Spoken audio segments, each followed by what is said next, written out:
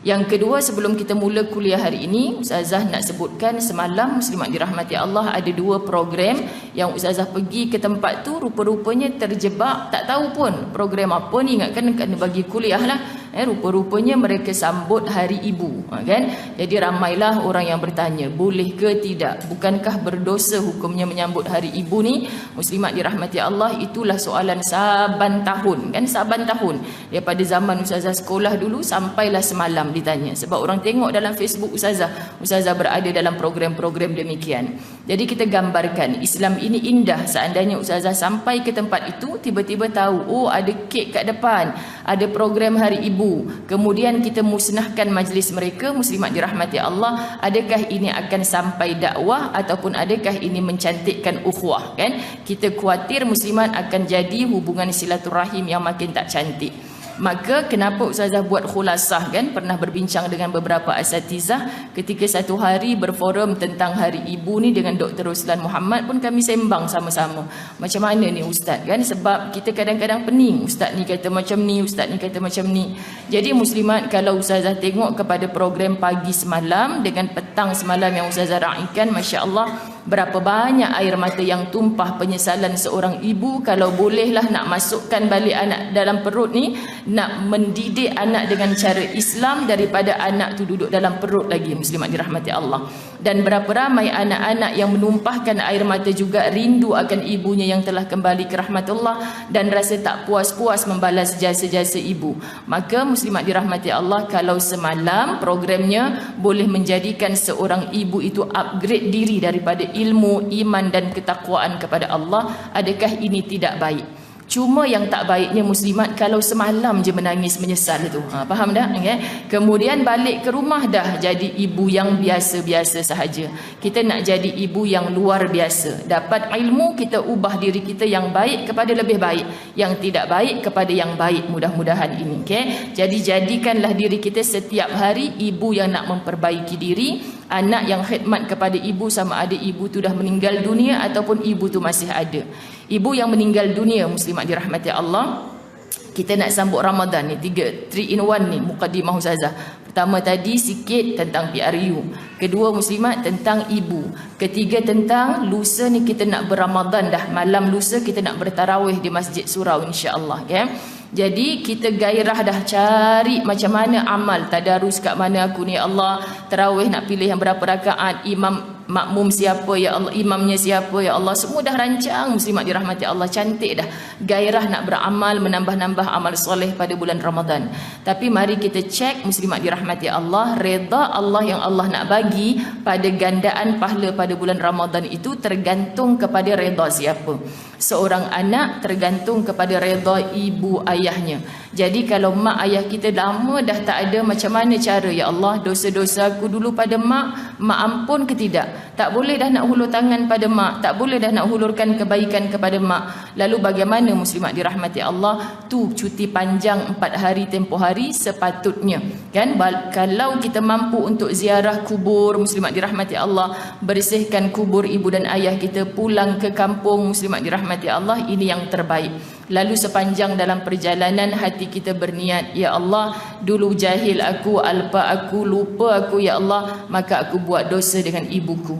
Ni hari ni ya Allah, dalam musafir ini jumpa tabung-tabung masjid, aku masuk lebih sikit ya Allah, mudah-mudahan sampailah juga saham pahala itu kepada almarhum ibu aku.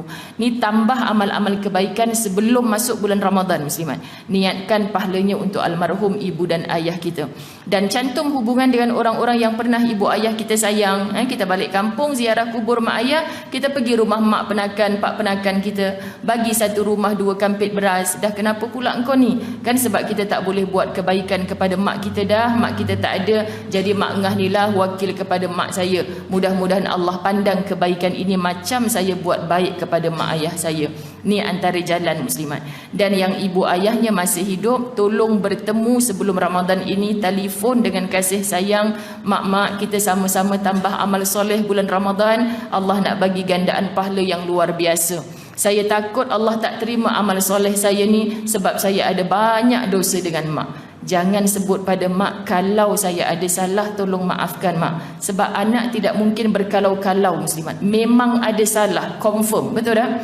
Sebab Allah dah sebut dalam Quran, la wala takul lahuma uf, dan jangan kamu berkata walaupun Kalau kita timbang balik, dah berjuta kali ni muslimat. Walaupun tak lafaz di lisan, kadang-kadang di hati kita kata, kenapa mak suka yang macam ni, sedangkan aku nak yang macam ni. Bukankah itu berganda-ganda dosanya daripada satu kalimah muslimat dirahmati Allah. Itu sebab kita jumpa minta maaf. Ni belum raya lagi, dah kenapa minta maaf kat mak ni? Sebab saya nak masuk ke dalam bulan Ramadan bersih, muslimat dirahmati Allah. Mudah-mudahan sikit pahala saya buat, Allah redha. Macam mana nak dapat redha Allah? Seorang anak mesti dapat redha ibu dan ayahnya. Dan aqrabin, kaum kerabat kita yang ada hubungan darah dengan kita. Siapa sahaja yang tak batal wuduk dengan kita, khususnya muslimat dirahmati Allah, pun macam tu. Cek. Ada tak yang tidak bertegur sapa, yang bermusuhan? Tolong bersihkan sebelum masuk ke dalam bulan Ramadan ini. Ni muslimat, kadang-kadang kita terlupa dan kita ikutkan keras hati kita, ikutkan hitam hati kita muslimat, pergi berziarah kepada mereka sebelum Ramadan. Kalau mereka tutup pintu, tak terima maaf kita, kita nak beritahu Allah yang kita dah cuba untuk bersihkan keadaan kotor itu, tetapi dia yang tak terima, ya Allah. Nanti cuba lagi pertengahan Ramadan, dia tutup pintu lagi, Allah. Cuba lagi raya nanti, dia tutup pintu lagi, Allah. Lalu mati kita, Allah nilai dia cuba dah, tapi si fulan ni tak buka pintu. Mudah-mudahan clear dah di sisi Allah, walaupun kita nampak macam tak clear di sisi hamba Allah. Faham tak muslimat? Ini yang kita nak sebut. Kadang-kadang kalau kita tak sentuh bab-bab ini muslimat, kita rasa kita cantik dah hubungan dengan Allah, tetapi kita syok sendiri. Faham tak? Kita buat amal muslimat, takut-takut mati nanti, mana pintu rayyan yang engkau janjikan ke aku hasil daripada ibadah puasa aku, ya Allah. Orang yang puasanya diterimakan khas akan masuk ke dalam syurga melalui pintu rayyan. Masya Allah muslimat. Maka kalau kita tak dapat ni, nanti kita boleh komplain pada Allah. Allah jawab mudah je. Kenapa kamu hanya berpuasa illal ju' wal atash? Hanya dapat lapar dan dahaga dulu ketika di dunia. Tapi kamu tidak menahan diri daripada perkara-perkara yang boleh membatalkan pahala puasa. Apa yang membatalkan pahala puasa muslimat? Hanya tahan lapar dan dahaga. Peluang untuk bercakap, mengutuk, mencaci-caci orang dalam bulan Ramadan, muslimat dirahmati Allah, diteruskan juga. Mata, telinga yang depan kat handphone kita tu macam-macam maksiat kita boleh pandang, kita gunakan juga. Telinga kita mendengar perkara-perkara lara, kita gunakan juga. Tangan dan kaki muslimat dirahmati Allah kita masih gunakan kepada bermaksiat, padahal kita dah masuk ke dalam madrasah Ramadan. Kenapa ulama menyebutkan madrasah Ramadan? Sebab kita disekolahkan balik pada Ramadan itu muslimat, untuk lahir la'allakum tattaqun, mudah-mudahan kamu menjadi hamba yang bertakwa. Tapi kalau sama hanya tahan lapar dan dahaga, mana mungkin kamu nak dapat tattaqun, orang yang bertakwa. Dan hanya orang yang bertakwa yang dijamin syurga oleh Allah Subhanahu wa taala.